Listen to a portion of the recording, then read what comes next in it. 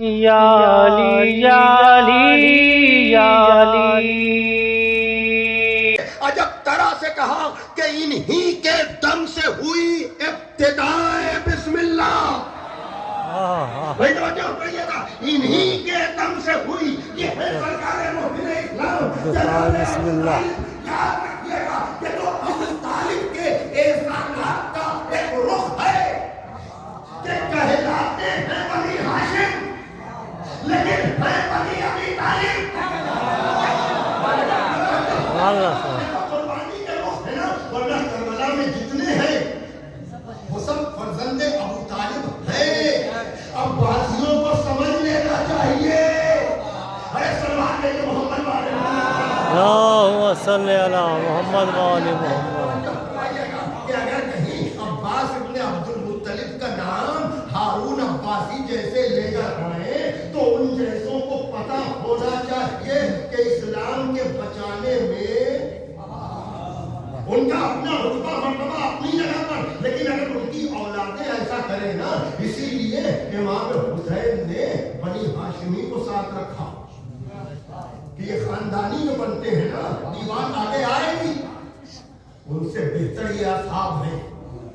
انہی کے دم سے ہوئی ابتدائے بسم اللہ، انہی کے دم سے ہوئی ابتدائے بسم اللہ، انہی نے نقطہ دیا زیر بائے بسم اللہ۔ سبحان اللہ سبحان اللہ سبحان اللہ سبحان اللہ۔ بسم اللہ یا بائے بسم اللہ۔ بڑی معنیت ہے ابتدائے بسم اللہ، اس لیے کہ اگر اول روز سرکار ابو طالب ابو لہب کو نہ بٹھاتے اور اپنے بھتیجے کو قم یا سیدی کہہ کر کھڑا نہ کرتے تو اسلام کھڑا نہ ہو پاتا اور اسلام کی بسم اللہ بھی نہ ہو پاتی۔ سبحان اللہ سبحان اللہ سبحان اللہ۔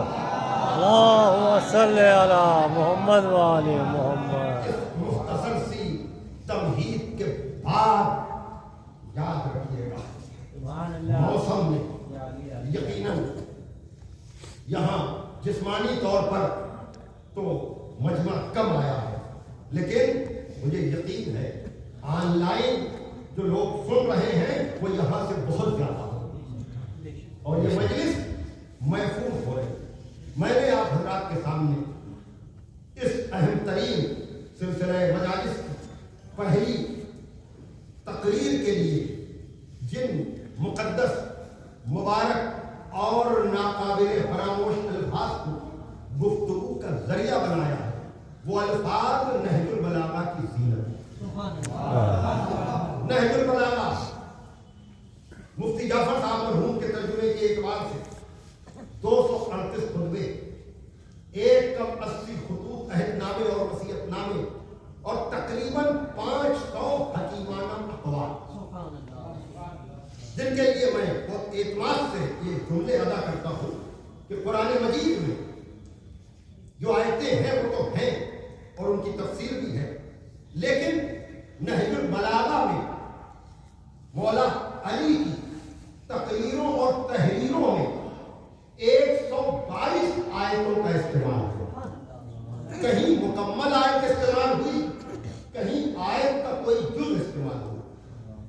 میں نے جن الفاظ کو کلمہ حکمت سے منتخب کیا وہاں بھی مولا علی نے اپنے کلام کے دوران قرآن صامت کی ایک آیت کو استعمال کیا، اور یہ آیت وہ آیت ہے کہ جو نہج البلاغہ میں 2 مقام پر استعمال ہے، ایک یہ کلمہ حکمت 96 نمبر کا اور دوسرے 28 نمبر کا خط جو شام کے حاکم کے خط کے جواب میں جب 22 رجب گزری ہے۔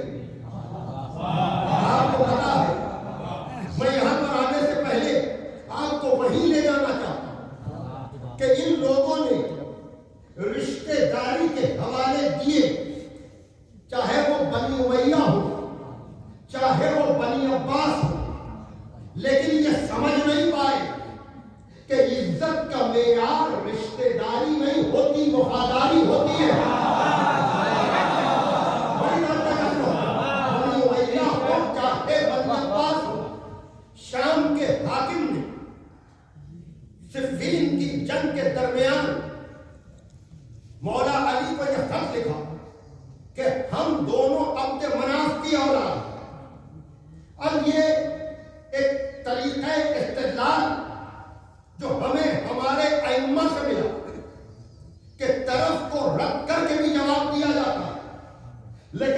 سے بہتر یہ جواب ہوتا ہے کہ اگر وہ فرض محال تمہاری بات مان بھی لی جائے تب بھی پر تو تم کھڑے نہیں اترتے.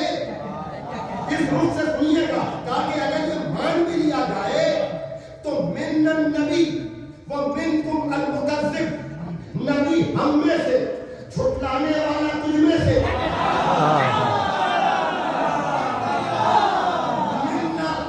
منا اسد اللہ ومنکم اسد الاحراف، خدا اور رسول کا شیر ہم میں سے، جھوٹے معاہدے کرنے والے تجھ میں سے، منا خیر و مثال عالمین ومنکم حمالۃ الحطب، عالمین کی عورتوں میں جو سب سے بہتر ہے وہ تو ہم میں سے، حمالۃ الحطب تجھ میں سے، منا سیدہ شباب اہل جنہ ومنکم سمیۃ النار، جوانان جنت کے سردار ہم میں سے، جہنم میں جلنے والے بچے تجھ میں سے.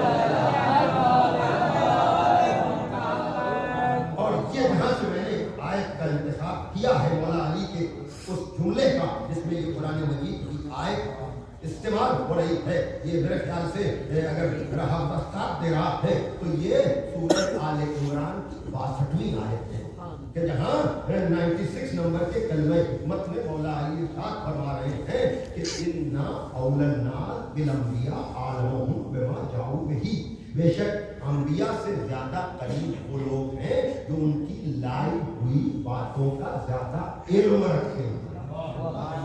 ثم تلا، پھر آپ نے اس آیت کی تلاوت کہ ابراہیم سے زیادہ قریب وہ لوگ ہیں کہ جو ان کا اتباع کرتے ہیں، اور یہ نبی، یہ ہے بلاغت قرآنی کہ سردار انبیاء کو اتباع والے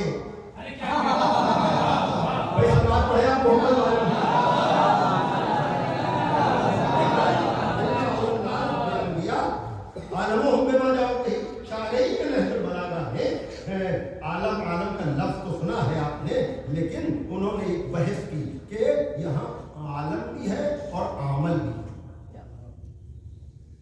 عالم الف عین لام میم، سب سے زیادہ جاننے والا. عامل علم و عمل کا صوتی آہنگ بھی ملتا جلتا ہے، وہاں لام درمیان میں ہے، یہاں میم درمیان ہے. تو کہا عالمہم بھی ہو سکتا ہے، عاملہم بھی ہو سکتا ہے، اس لیے کہ علم و عمل کا چولی دامن کا ساتھ ہے. توجہ فرمائیے گا، علم بغیر عمل کے مکمل نہیں اور عمل بغیر علم کے. اس سے آگے مجھے کچھ کہنا نہیں ہے. تو بہرحال پہلی منزل یہ ہے کہ علم کی بنیاد پر تربت ہے. توجہ کیجیے گا، میرے خیال سے جن لوگوں کی نظر سیرت امام ہفتوں پر ہے وہ یقیناً پہنچ گئے ہوں گے کہ میں اس مجمع کو کس منزل تک لے جانا چاہتا ہوں. اس لیے کہ جب امام موسیٰ بن جعفر علیہ السلام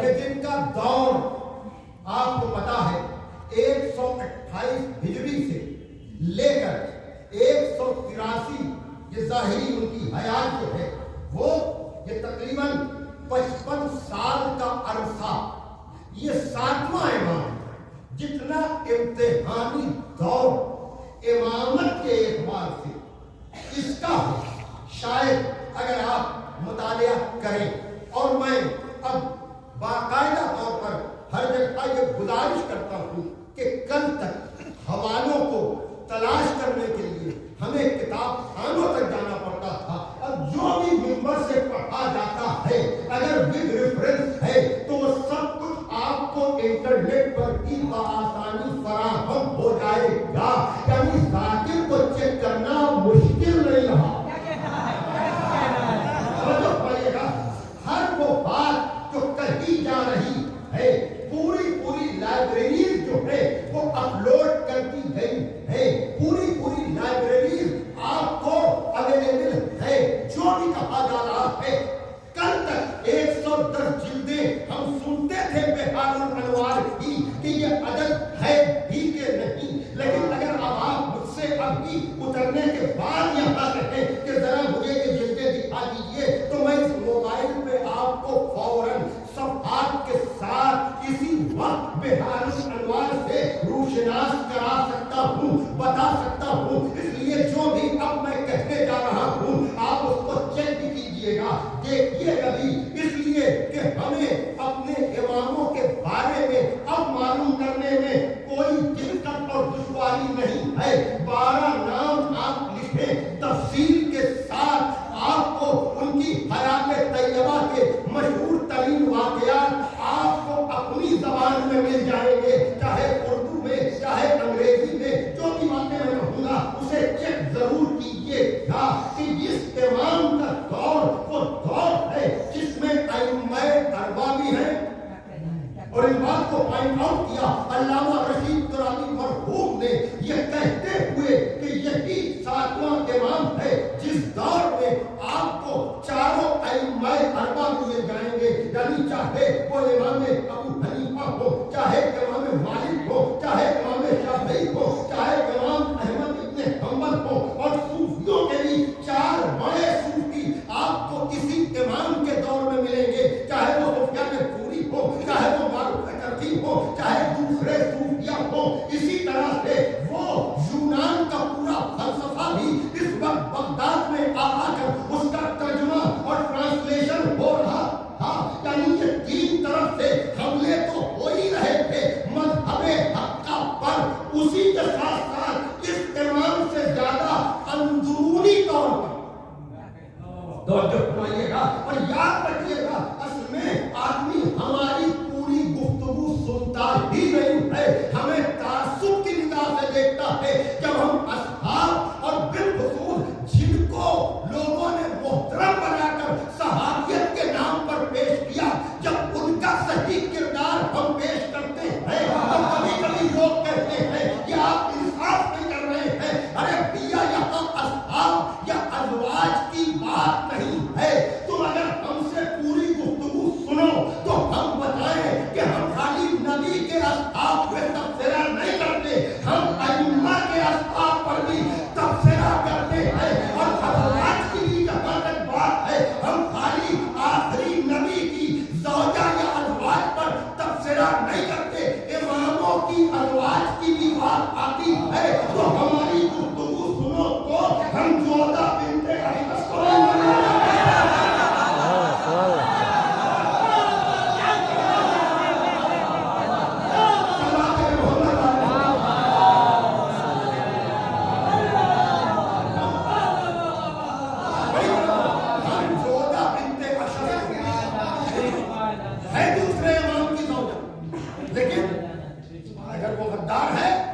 تو وہ ملونہ ہے ام الفضل،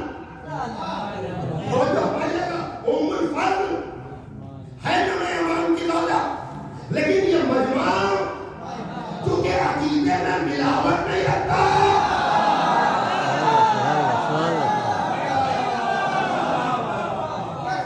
اور پھر جب 7ویں امام کی زندگی آپ پڑھیں گے تب آپ کو اندازہ ہوگا کہ وہ کہ جس کے لیے آپ کو پتا ہو کہ امام جعفر صادق کے بعد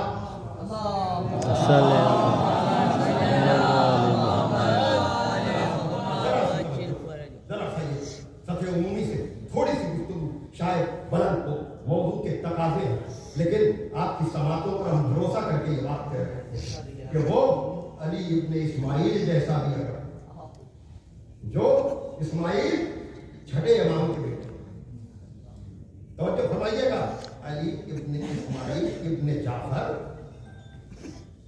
اس نے اگر غداری کی، چھٹے امام کا سگا پوتا ہے، توجہ فرمائیے گا، میں مسائل کے باب میں آپ کو نہیں لے جا رہا ہوں، لیکن آپ کو متوجہ کرنا چاہ رہا ہوں کہ جب یہ پیسے کی لالچ میں جانے لگا ہے کسی کے طلب پر، تو امام نے اسے منع کیا، کہا میں مقروض ہوں، کتنے کا؟ 200 دینار، کہا میں تجھے 300 دے رہا ہوں۔ توجہ فرمائیے گا، منع کرنے کے بعد بھی امام نے کہا میرے بچوں کو یتیم نہ کر۔ توجہ فرما رہے ہیں، یعنی دیکھیے یہ وہ جناب اسماعیل کہ جن کے جنازے کو بار بار چادر ہٹا کر چھٹے امام نے جس کا تعارف کرایا، پتہ پتے آنے والے کیا کرنے والے ہیں، کہنے کا مقصد یہ ہے کہ دنیا مذہب شیعہ اثنا عشری کی حقانیت کو سمجھے، اور یاد رکھیے گا یہ بھی مسئلہ بالکل واضح ہو جانا چاہیے کہ جو شیعہ اثنا عشری امامت پر سمجھوتا نہیں کرتے، وہ رسالت و الوہیت پر بھی سمجھوتا نہیں کرتے۔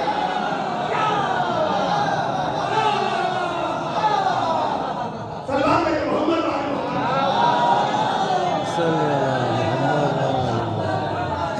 بڑی بات ہے، میں کہنا یہ چاہ رہا ہوں، یہاں لا الہ الا اللہ، لا الہ الا اللہ کا مطلب اللہ کی ضربیں مارنا نہیں ہے۔ وہ اور ہیں جن کا عقیدہ توحید مورد سوال میں آ سکتا ہے، لیکن علی کو مولا جاننے والا اپنا عقیدہ توحید نہج البلاغہ سے دیتا ہے۔ صلوات پڑھے محمد والے محمد۔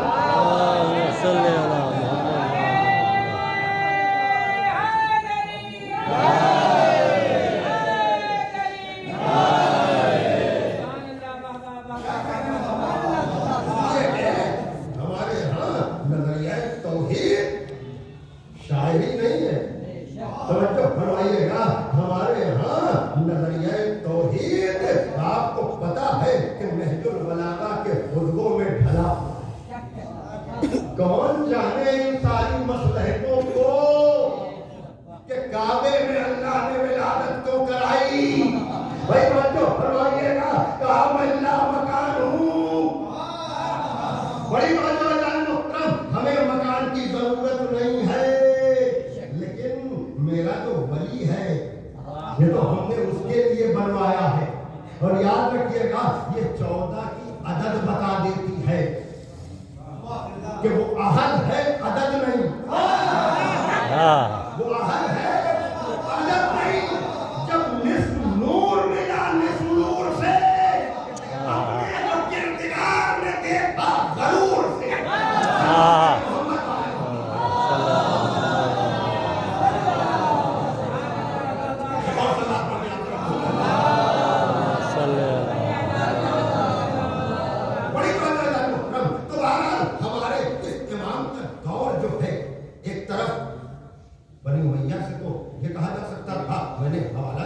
میں نے ریفرنس بیان کر دیا آپ حضرات کے سامنے کہ کس طرح سے 28 نمبر کے خط میں مولا علی نے جواب دیا کہ تیرا گھرانہ تو تکذیب کرنے والا گھرانہ، لیکن یہ بنی عباس جو آئے ہیں یہ تو عباس ابن عبد المطلب کی اولاد ہے نا، ان کے لیے تو وہ بھی جملے نہیں ادا ہو سکتے نا، لیکن اس کے باوجود اگر یہ رشتہ دار ہو کر بھی غدار نکل جائیں، بھائی توجہ فرمائیے گا، تو قرآن بڑا بلیغ ہے، بھائی توجہ فرمائیے گا، بھائی ابو لہب بھی تو چچا تھا، بھائی اگر چچا غدار نکل جائے تو تبت یدا ابی لہب ہو جائے، اگر بھتیجا غدار نکل جائے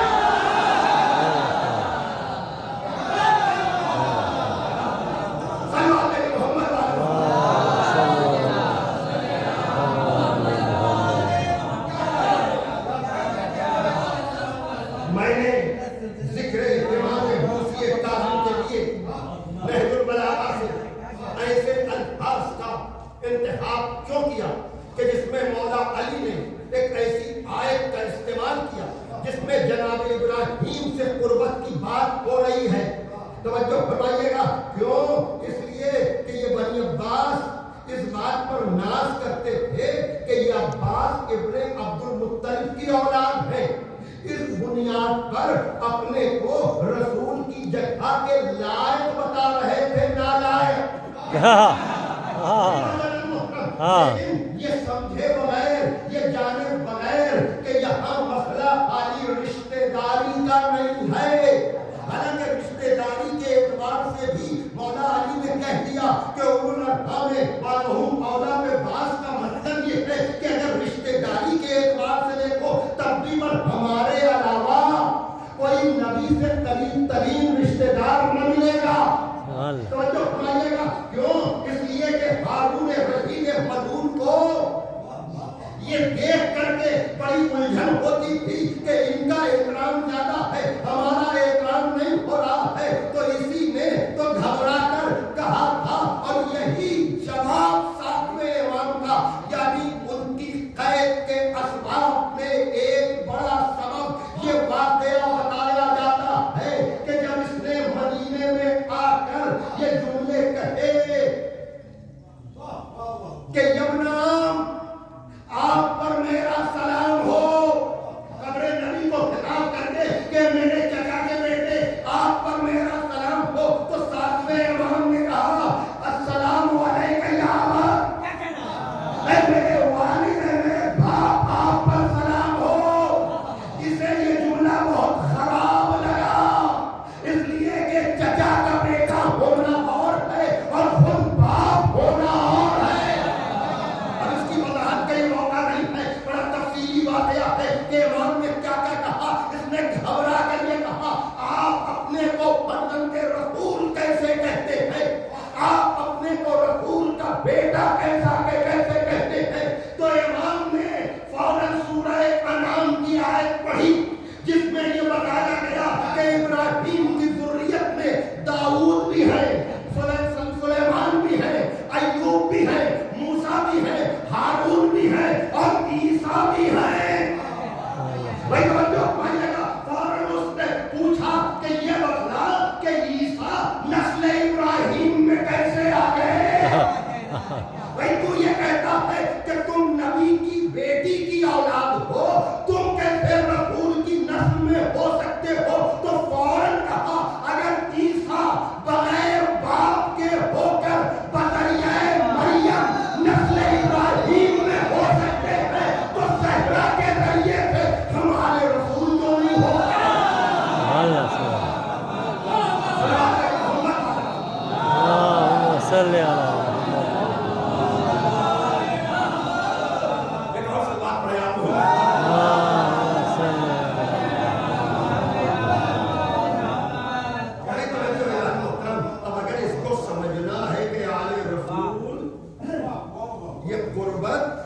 ये क्या है?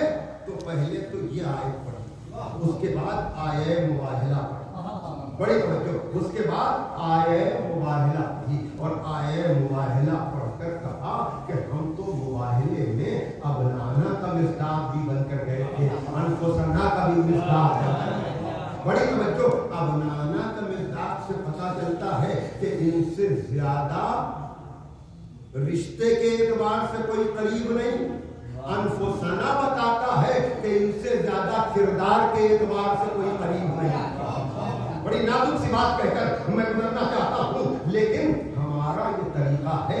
अभी मैंने आपसे कहा कि अगर मान भी लिया जाए तो मुबाहिले का रेफरेंस और हवाला इस घराने में मुसलसल दिया गया, ये बताने के लिए कि हम फर्जंदे रसूल हैं, हम नस्ले रसूल से हैं। लेकिन अनफुसना की जब बात आती है तो वहां तो कोई दिख ही नहीं सकता है। लेकिन अभी मैं सिर्फ आपको फर्जंदे रसूल पर रोक कर दो जुमले कहकर आगे बढ़ूंगा कि देखिए मामला और मसला सिर्फ इतना है कि इन जैसा बनने की कोशिश करके आदमी जलील और रुसवा होता है, इसके अलावा कुछ नहीं। याद रखिएगा, अगर बात फर्जी बातों को मान भी लिया जाए तो यहाँ ابنانا کے ذریعے سے تو بات ہوتی ہی ہے، لیکن بیٹا تو کوئی بن نہیں سکتا تھا، وہ تو کوششیں پر کوششیں ہوئی۔ شاید یہ پہلی مرتبہ یہ تحفہ آپ تک پہنچ رہا ہو اس حقیر کے ذریعے سے کہ یہ جو بار بار نبی کے پاس لوگ رشتے لے کر آ رہے ہیں، اس لیے کہ ان کا مزاج یہی تھا کہ حکومت کا دائرہ بڑھنے والا ہے، اثر بڑھنے والا ہے، لڑکی ہے، لڑکا تو کوئی ہے نہیں،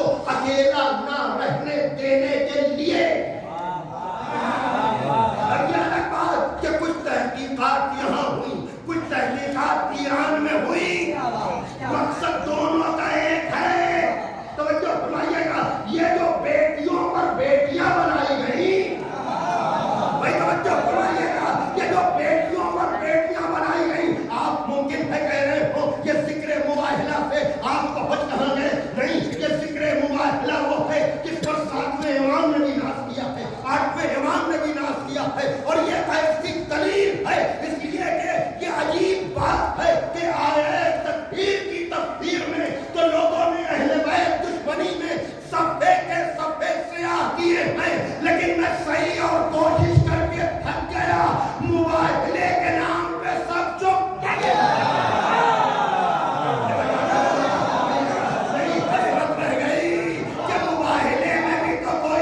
شامل کرانے کی کوشش کرے۔ تو کوئی بتائے کہ بیٹوں میں کوئی اور، عورتوں میں کوئی اور،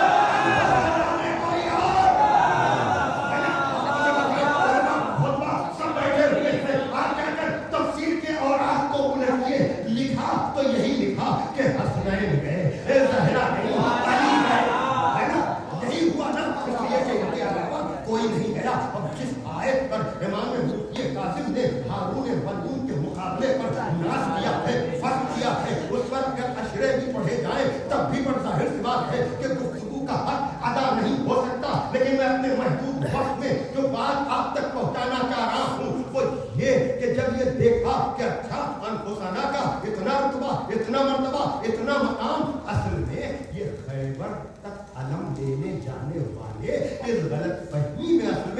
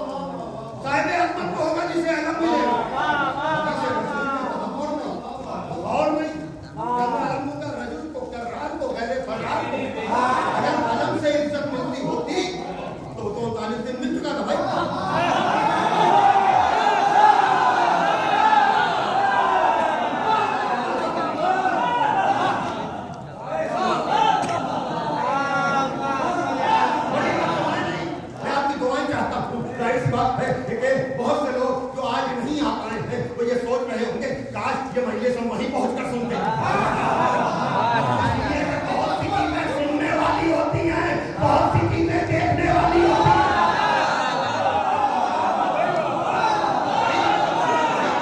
देखिए, पहली आई, बनी उमैया समझते रहे रिश्तेदारी से इज्जत मिलती है, बनी अब्बास समझते रहे रिश्तेदारी से इज्जत मिलती है। मौला अली कहते थे अंबिया से ज्यादा करीब वो होता है जो ज्यादा इल्म रखे। अरे क्या दिल बनकर इनके करीब होने की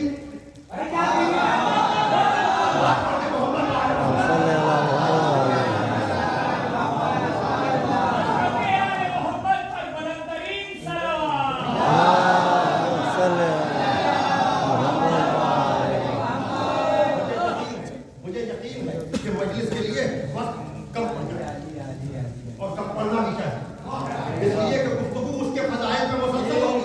सब लफ्जों में कहाँ बात मुकम्मल है। मैं आपको रोक रहा हूँ कि साहिबे अजमत को अलम मिलता है, अलम से अजमत नहीं मिलती।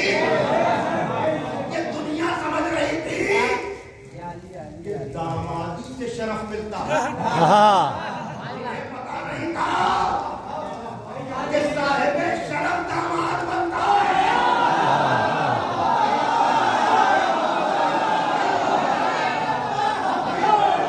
क्या बात का कहना क्या चाह रहा हूं कि देखिए अली दुश्मनी में जैसे बहुत से फजाइल गढ़े गए, उन्हीं फजाइल में से एक गढ़ी हुई रवायत ये भी है कि हड़बड़ी में का अली तो एक बेटी के शौहर है ना, हम इनसे दो दो बेटियां मंसूब कर देंगे। और घबराहट में जुन्नूरैन भी कह गए, घबराहट में जुन्नूरैन भी कह गए।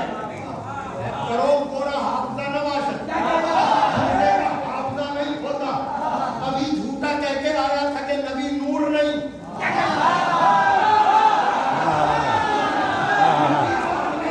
कहने वाला बेटियों की निस्बत से उन्हें जुन्नूरैन कह रहा है।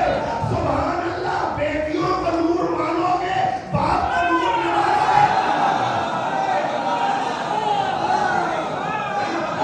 लेकिन वही बात मौला अली ने कहा, अगर मान भी लिया जाए, अगर मान भी लिया जाए तो नबी हम में से, छुटलाने वाला तुझ में से, सिद्दीक हम में से, झूठे लोग तुम में से, खुदा हम में से। तो अगर दामादी मान भी ली जाए मफर्ज मुहाल, सवाल ये पैदा होता है अबनाना में तो हंसना है। तहकीक आपके लिए शेखुल इजाज़ा अल्लामा तालिब जौहरी साहब मरहूम ने अजीब रात से पर्दा उठाया, और यकीनन मुबाहले के लिए ये सब तहकीक तलब है कि आये मुबाहला के नुज़ूल के वक्त पैगंबर का सुलभी बेटा इब्राहिम मौजूद था। करते रहिए, सर्च कर लीजिएगा कि जनाब इब्राहिम की वफात का सन कौन सा है। तो जिसको अहले बैत में शामिल करने की कोशिश कर रहे हो, जब सुलभी बेटे को जगह नहीं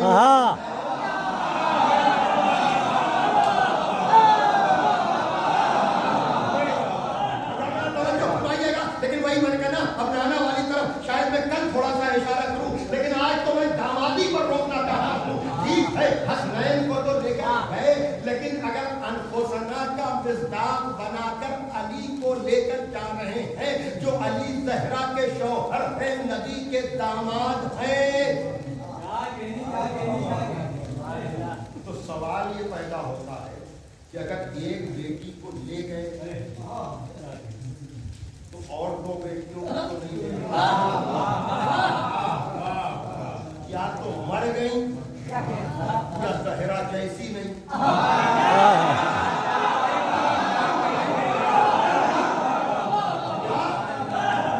ज़हरा जैसी नहीं, तवज्जो फरमाइएगा। बेटियों के लिए तो आप ये तावील कर लेंगे कि जिंदा थी नहीं तो ले क्या जाते, तो दामाद शरीफ तो जिंदा थे।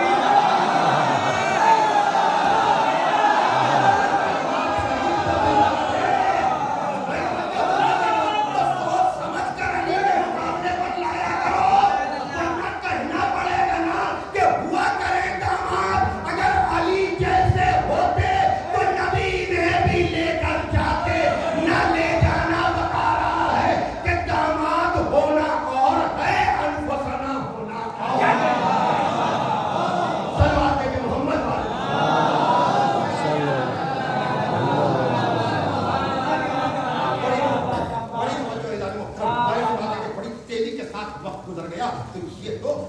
मदीने, लेकिन इस घराने का पुराना रिश्ता खाना काबा से थी। तवज्जो फरमाइएगा। अब आप अगर कभी तारीख के औरात को उल्टे तो पहले से लेकर आखिर आपको काबे से रिश्ता हो जाएगा। बड़ी जबरदस्त। पहला आया काबे में, आखिरी जाहिर नजरे काबे की तरफ। अब चाहे वो जनाब अब्बास हो जो 8वीं जिलहिज को बामे काबा पर चढ़कर पढ़े कि अल्हम्दुलिल्लाहिल्लज़ी शर्रफ़ा हाज़ा बिक़ुदूम अबी, कि ये घर को जो इज्जत मिली है ये मेरे आका के बाप के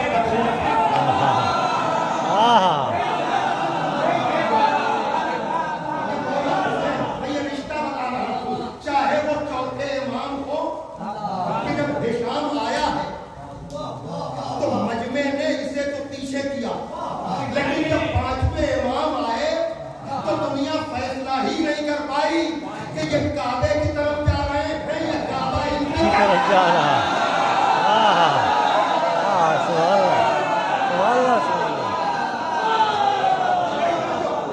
और 5वें इमाम का भी हिशाम से चौथे इमाम से तो हुआ ही ये मामला।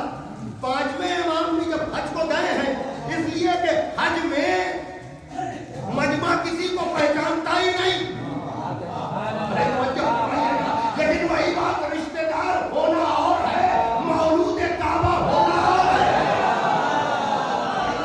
देखिए बैठे के रोजा इमाम नजर बैठे हुए हैं। ये जो चौथे इमाम ने शाम में खुतबा देते हुए नाज किया है, अनबनो मक्का व मिना, मैं मक्के और मिना का बेटा हूँ। ये वो विरासत है जो जनाब इब्राहिम के बनाए हुए इस खानदान की तरफ आ रही है। याद रखिएगा जनाब, ये पूरा सिलसिला है और ये बात होते होते 7वें इमाम तक पहुंचती है कि जब हारून आया है और इसको खबर दी गई कि तू वहां हुकूमत कर रहा है, लेकिन यहाँ नस्ले रसूल कहते आप या नस्ले अली और ज़हरा कहते आप, कहा वो जो है वो अपने लिए बैत ले रहे हैं। इसलिए कि इस मंजर को यकीनन मुकदमों के साथ अगर बयान किया जाए तो कई तस्वीरें चाहिए हैं। इस खानदान का काबे से रब्त क्या है, सिलसिला क्या है, इसलिए कि वो हज का इज्तिहाम जहां बादशाह को पहचाना नहीं जाता, लेकिन मौलूद काबा का बेटा आता है तो मजमा उसी की तरफ बढ़ता है।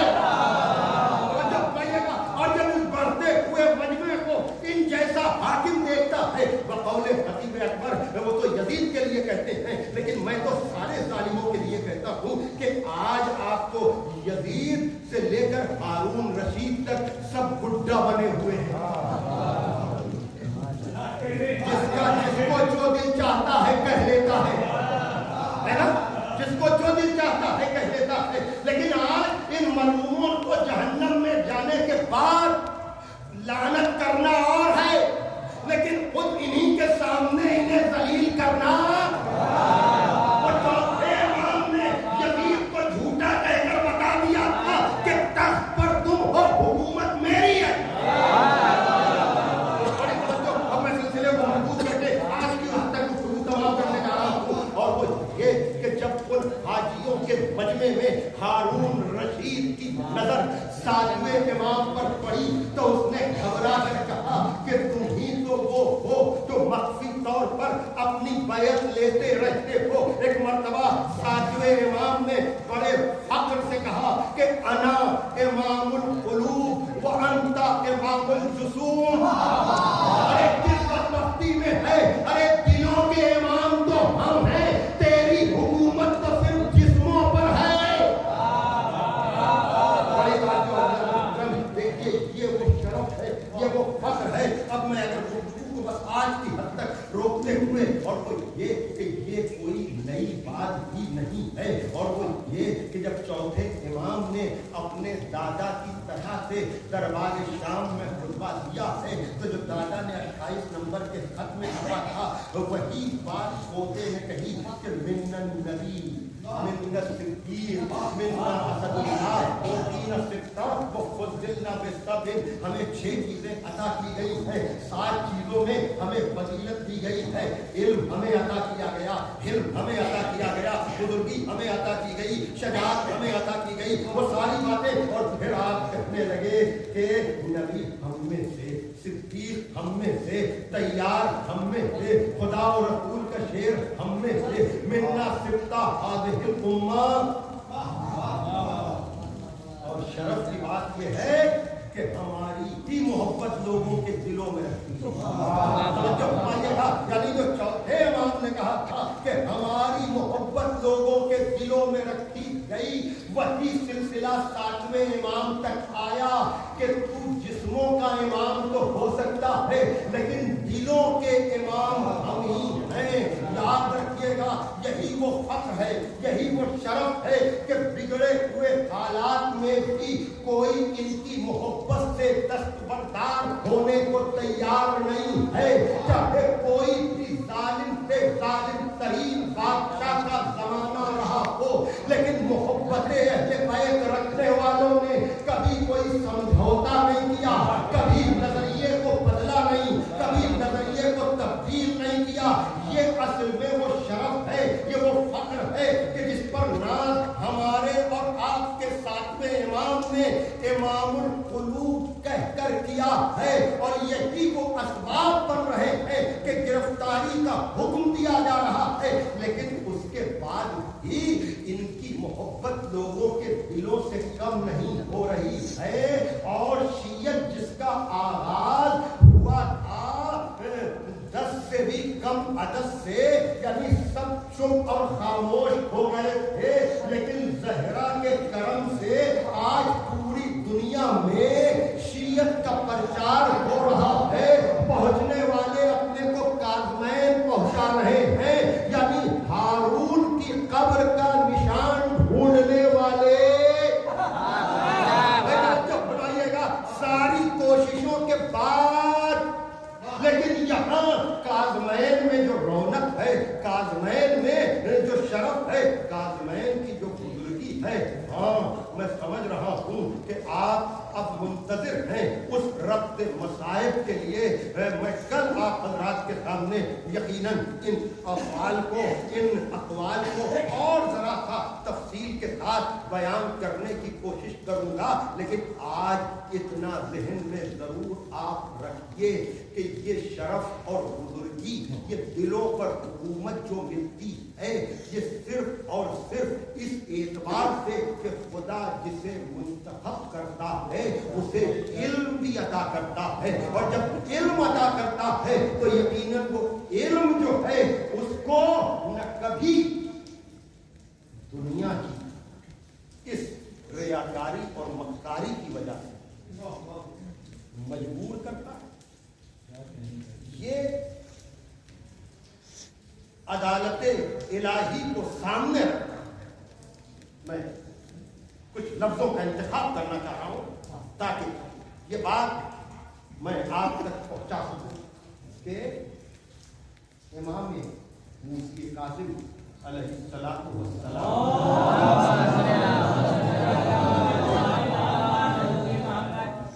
कैद की जिंदगी, गुलामी तरीन जिंदगी, लेकिन उसके बाद भी अजीब बात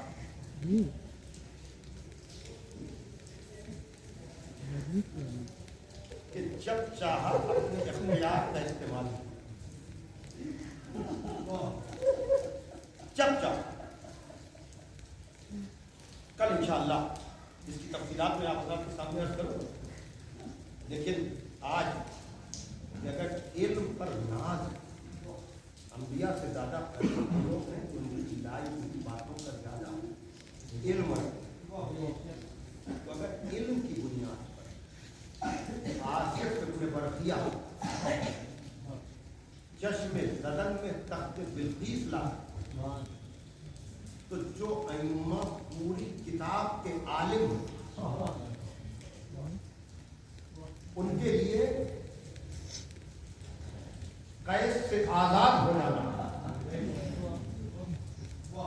कोई मसला ही नहीं।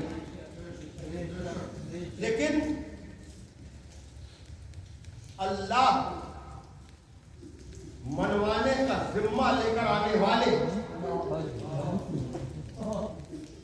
معجزات ضرور دکھائے، لیکن اس کی عبودیت کے لیے یاد رکھیے سارے فضائل ایک طرف، لیکن ہمارے اور آپ کے ساتویں امام کا قید کی تنہائی میں یہ کہنا کہ معبود میں تو تم سے دعا کیا کرتا تھا، امام کے الفاظ ہیں، اور آج میں جو کہنا چاہتا ہوں وہ کہہ لیتا ہوں۔ جزاک اللہ۔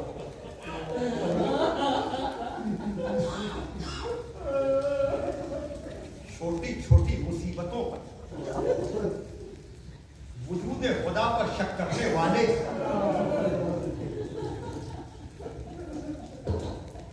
رزق کی کمی پر، سیلاب اور زلزلوں کے آنے پر، پڑنے والی مصیبتوں پر، ناگہانی اموات پر وجود خدا کے لیے سوال کرنے والے ذرا ان ائمہ کی زندگی کو دیکھیں۔ یقیناً موقع تو نہیں ہے، لیکن نظریہ توحید پر یقیناً جتنا شدید حملہ ابن زیاد نے کوفے کے دربار میں کیا، شاید ویسا حملہ نظریہ توحید پر کبھی نہ ہو۔ کئی بار رأیت اللہ بے عقیق الحسین، تم نے اپنے بھائی کے سلسلے میں اپنے اللہ کو کیسا پایا؟ ہماری جان قربان علی اور زہرا کی بیٹی پر، جس نے وحی سے بتا دیا کہ یہ گھرانہ ہے کیا؟ ماں رائے تو اللہ جمیلہ آیا تو بی بی زینب کی زبان پر، لیکن وہ بھی عالمہ غیر معلّہ کی سند کے ساتھ۔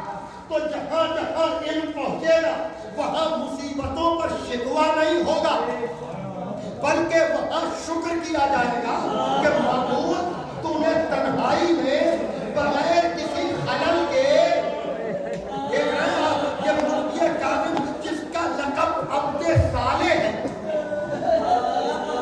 اللہ اکبر، آپ کو پتا ہے نا، لیکن دنیا کیا جانے، دنیا کیا سمجھے، ذرا مصیبتوں کی منزل پر ان الفاظ کو سننے والوں، 1 سال تک جو قید رکھا ہے عیسیٰ ابن جعفر نے یا دوسرے جو قید میں رکھنے والے لوگ ہوں، سندی بن شاہد کے علاوہ ان سب نے اس امام کی عبادت کی گواہی یہ دے کر کی ہے کہ ارے کس کو میرا قیدی بنا دیا، اس لیے کہ صبح کی اذان سے پہلے یہ سجدے میں رہتا ہے اور صبح کی اذان کے بعد پھر ظہر تک یہ سجدے سے سر نہیں اٹھاتا۔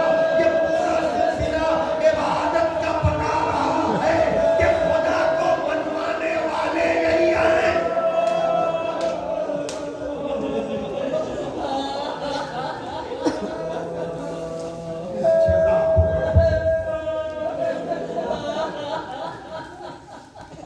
خدا آپ کو کوئی غم نہ دے، بس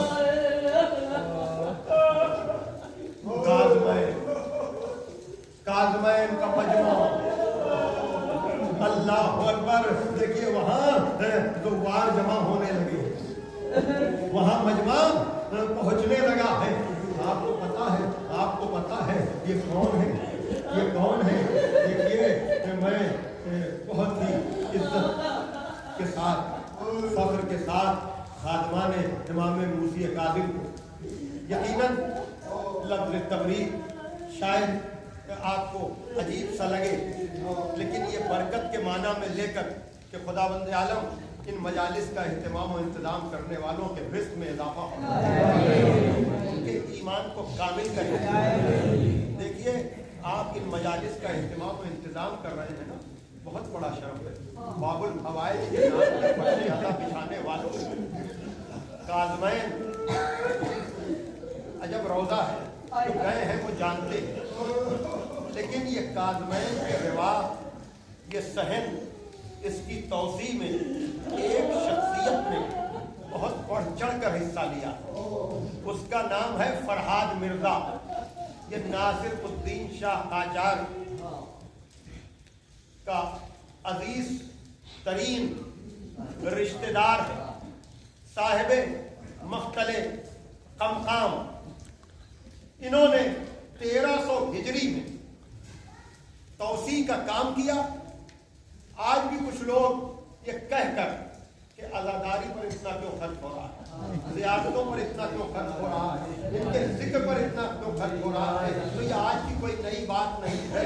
जब फरहाद मिर्जा ने वहाँ हजारों यानी तला यानी सोने के सिक्कों से 1000 की तादाद बयान की जाती है, तौसी की है, तो कुछ फहम लोगों ने जाकर कहा कि तुम तो आलिम हो, तुम तो साहिब फिक्र नजर हो, तुम इतना पैसा इन तामीरात पे क्यों खर्च कर रहे हो? तो उसने कहा लोग अपना पैसा बैंकों में रखकर महफूज करते हैं, मैं अपनी दौलत इमाम मूसी कालिद के बैंक में लगाऊं। जो फरमाइएगा। अब उसके बाद 1305 हिजरी में ये फरहाद मिर्जा ये मरीज हुए तेहरान में, और उसी मरज में इनका इंतकाल जब हुआ तो उससे पहले फरहाद मिर्जा ने वसीयत की। कल मैं बीबी शतीता का भी जिक्र करूंगा, अली इब्ने यकीन का भी तस्करा करूंगा, लेकिन आज की हद तक ये फरहाद मिर्जा वो मोहतरम शख्स है जिसने आपके इमाम के रोजे के लिए यकीनन बहुत बढ़ चढ़ कर हिस्सा लिया है। आप उनकी फर्ज अदा भी आ रहे थे, तो जब उसको मौत करीब नजर आई तो उसने कहा कि देखो मेरी तशीह जनाजा तुम बड़े एहतमाम से साथ करना चाहोगे, लेकिन मुझे जाकर उसी हुजरे में दफन करना जो मैंने अपनी कब्र के लिए मखसूस करना है। ईरान से लेकर इराक तक तुम्हारा इख्तियार, लेकिन जैसे ही काज़मैन के हुदूद में दाखिल होना वैसे ही मेरा जनाजा एक तख्ते पर रख देना।